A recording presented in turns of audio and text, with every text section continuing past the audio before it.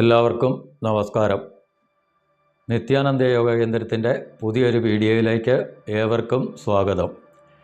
കഴിഞ്ഞ ക്ലാസ്സിൽ ചെയ്ത സൂക്ഷ്മവ്യായാമത്തിൻ്റെ ബാക്കിയാണ് ഇപ്പോൾ ചെയ്യാൻ പോകുന്നത്. അത് ചെയ്തതിന് ശേഷം ശവാസനത്തോടു കൂടി മാത്രമേ യോഗ പൂർത്തിയാക്കാവൂ. ഇന്നത്തെ ക്ലാസ്സിലേക്ക് നമുക്ക് വിശദമായി കടക്കാം.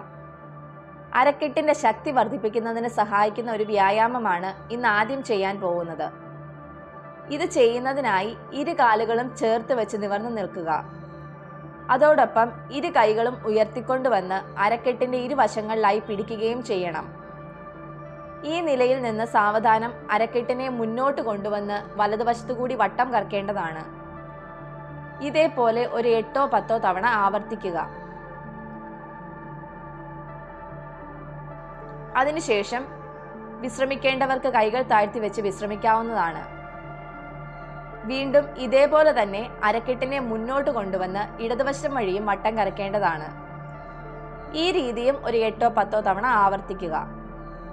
ഇത് ചെയ്യുമ്പോൾ ശ്വാസഗതി സാധാരണ നിലയിലായിരിക്കണം. ഇത് ചെയ്യുന്നത് മൂലം അരക്കെട്ടിനുണ്ടാകുന്ന വേദനയും നീർക്കെട്ടും കുറഞ്ഞു കിട്ടുന്നതിന് സഹായിക്കുന്നു. എല്ലാ വശങ്ങളിലേക്കും അരക്കെട്ടിനെ ചലിപ്പിക്കാൻ സഹായിക്കുന്നു. അതേപോലെ തന്നെ അരക്കെട്ട് നല്ല രീതിയിൽ ഒതുക്കവും ഭംഗിയുള്ളതായി തീരുന്നതിനും ഈ വ്യായാമം ചെയ്യുന്നത് മൂലം സാധിക്കുന്നതാണ്. അടുത്തതായി കാൽമുട്ടുകളുടെ ശക്തി വർദ്ധിപ്പിക്കാൻ സഹായിക്കുന്ന വ്യായാമത്തിലേക്ക് കടക്കാം.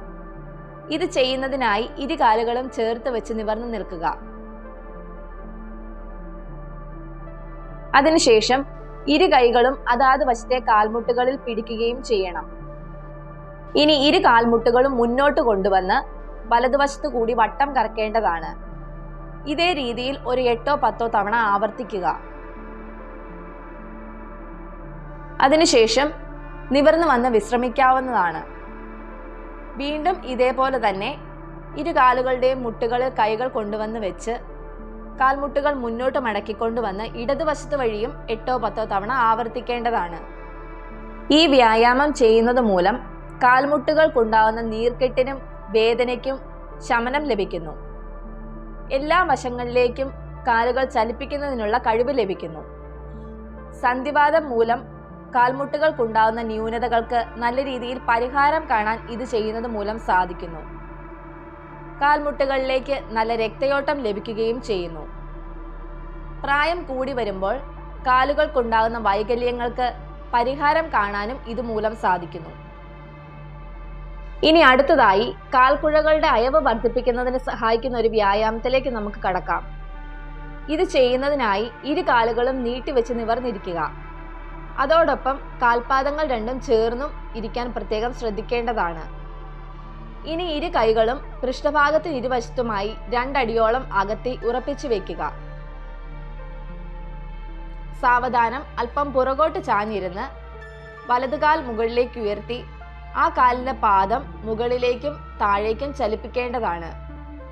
ഇതേ രീതിയിൽ ഒരു 10-12 തവണ ആവർത്തിക്കുക.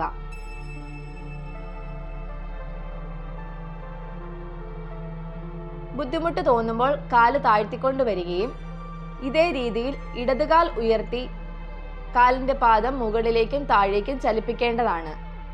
ഇതും ഒരു 10-12 തവണ ആവർത്തിക്കുക. ഇങ്ങനെ ഇരു കാലുകളും മാറി മാറി അല്പസമയത്തേക്ക് ആവർത്തിക്കാവുന്നതാണ്.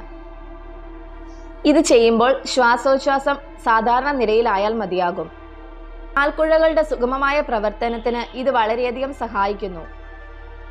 കുഴകളുടെ ചലനശേഷി വീണ്ടും കിട്ടുന്നതിനും കുഴകൾക്കുണ്ടാകുന്ന നീർക്കെട്ടിന് ശമനം കാണുന്നതിനും ഇത് ചെയ്യുന്നത് മൂലം സാധിക്കുന്നു. ഇരു കാലുകളിലെയും പേശികളും നാഡീഞരമ്പുകളും ശരിയായ രീതിയിൽ പ്രവർത്തിക്കുന്നതിന് സഹായിക്കുന്നു. സന്ധിവാതം മൂലം കാലുകൾക്കുണ്ടാവുന്ന നീർക്കെട്ടിനും വേദനയ്ക്കും ശമനം കാണാനും ഇത് സഹായിക്കുന്നു. അടുത്തതായി കാൽക്കുഴകളുടെ ശക്തി വർദ്ധിപ്പിക്കുന്നതിന് സഹായിക്കുന്ന ഒരു വ്യായാമത്തിലേക്ക് നമുക്ക് കടക്കാം. ഇത് ചെയ്യുന്നതിനായി ഇരു കാലുകളും ചേർത്ത് വെച്ച് നിവർന്നിരിക്കുക. അതിനുശേഷം ഇരു കൈകളും പൃഷ്ഠഭാഗത്തിന് ഇരുവശത്തും വരുന്ന രീതിയിൽ 2 അടിയോളം അകത്തി ഉറപ്പിച്ചു കുത്തുകയും ചെയ്യണം. ഇനി ശരീരം അല്പം പുറകോട്ട് ചാഞ്ഞിരുന്ന് വലതുകാൽ മുകളിലേക്ക് ഉയർത്തിപ്പിടിച്ചുകൊണ്ട് ആ കാലിന്റെ പാദം വലതുവശത്തേക്ക് വട്ടം കറക്കേണ്ടതാണ്. ഇതേ രീതിയിൽ ഒരു 10-12 തവണ ആവർത്തിച്ച ശേഷം ഇടതുവശം വഴിയും ഇതേ രീതി തന്നെ ആവർത്തിക്കാവുന്നതാണ്. അല്പസമയം ആവർത്തിച്ച ശേഷം കാല് താഴ്ത്തി വെച്ച് വിശ്രമിക്കുക.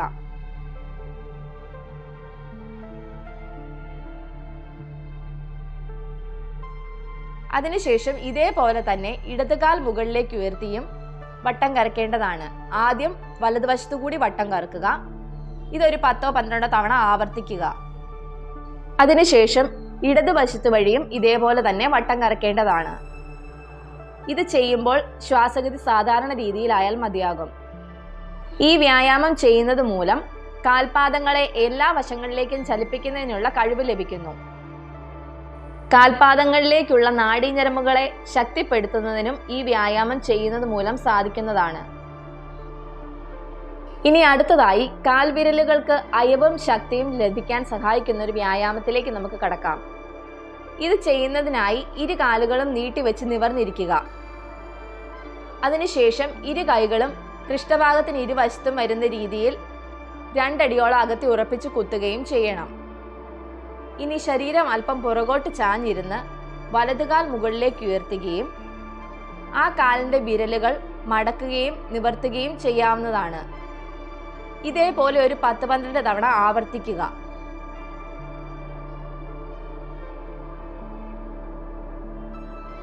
ബുദ്ധിമുട്ട് തോന്നുമ്പോൾ കാല് താഴ്ത്തിക്കൊണ്ട് വന്ന് തറയിൽ പതിച്ചു വെക്കുകയും വീണ്ടും ഇതേപോലെ ഇടതുകാൽ മുകളിലേക്ക് ഉയർത്തി വിരലുകൾ മടക്കുകയും നിവർത്തുകയും ചെയ്യേണ്ടതാണ്.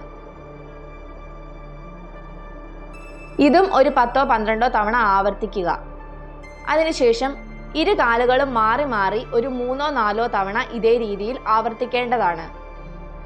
പ്രമേഹം മൂലം കാൽവിരലുകൾക്കുണ്ടാകുന്ന മരപ്പ്, വേദന, നീർക്കെട്ട് മുതലായവയ്ക്ക് വളരെയധികം പ്രയോജനപ്പെടുന്ന ഒരു വ്യായാമമാണിത്. കാൽവിരലുകളുടെ ചലനം ഭംഗിയായി നടക്കുന്നതിന് ഇത് ചെയ്യുന്നത് മൂലം സാധിക്കുന്നു. അതേപോലെ തന്നെ കാൽവിരലുകളിലേക്കുള്ള ഞരമ്പുകൾക്ക് നല്ല രീതിയിൽ ഉത്തേജനം ലഭിക്കുന്നതിനും ഇത് ചെയ്യുന്നത് മൂലം സാധിക്കുന്നതാണ്.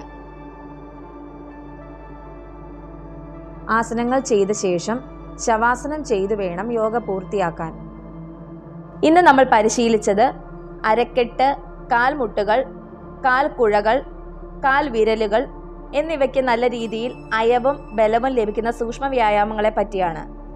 ഇവ ഓരോന്നും ചെയ്യുന്നത് എങ്ങനെയെന്നും ഇവ ചെയ്യുന്നത് മൂലം ലഭിക്കുന്ന ഗുണങ്ങൾ എന്തൊക്കെയെന്നും എല്ലാവർക്കും മനസ്സിലായെന്ന് പ്രതീക്ഷിക്കുന്നു. വരുന്ന ക്ലാസ്സുകളിൽ ഓരോ ആസനങ്ങളെക്കുറിച്ചും അവ ചെയ്യുന്നത് മൂലം ലഭിക്കുന്ന ഗുണങ്ങളെക്കുറിച്ചും നമുക്ക് കൂടുതലായി പരിചയപ്പെടാം. ലോക സമസ്ത സുഖിനോ ഭവന്തു.